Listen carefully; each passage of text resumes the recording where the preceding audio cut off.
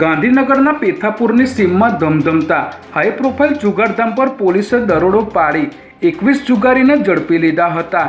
ગાંધીનગર એલસીબીને બાતમી મળી હતી કે દીપેશ્વરી મંદિર તરફ જવાના માર્ગે એક ખુલ્લા ખેતરમાં ગુડ્ડુ ભદુરિયા નામનો શખ્સ બહારથી જુગારીઓને બોલાવીને મોટા પાયે જુગારધામ ચલાવી રહ્યો છે, જેના આધારે પોલીસે અગાઉથી ચારેવ દિશા કોર્ડન કરી 21 જુગારીઓને જુગાર રમતા આબાદ રીતે ઝડપી લીધા હતા।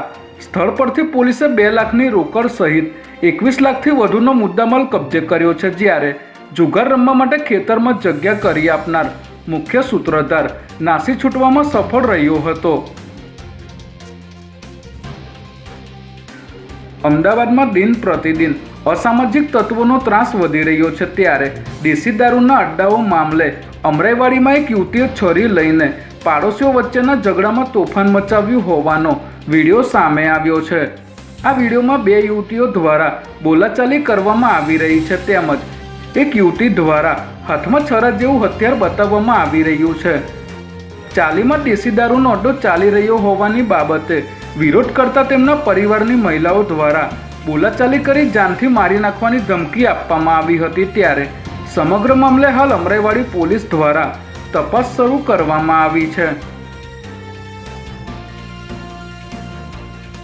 મહિલાનું પર્સ જૂંટવી લાખો રૂપિયાના દાગીના અને રોકડ રકમની ચોરી કરનાર 2 ચોરને ઝોન 2 એલસીબીની ટીમે ઝડપી લીધા છે।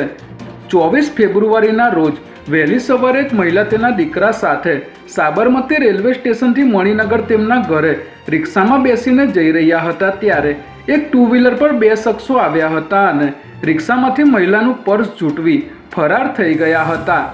પર્સમાં દાગીના, રોકડ અને મોબાઈલ ફોન સહિત 19.43 લાખનો સામાન હતો, ત્યારે ઝોન 2 એલસીબીની ટીમે તારીક પટેલ અને શોએબ રંગરેજની ધરપકડ કરી ચોરીનો મુદ્દામાલ કબજે કર્યો હતો।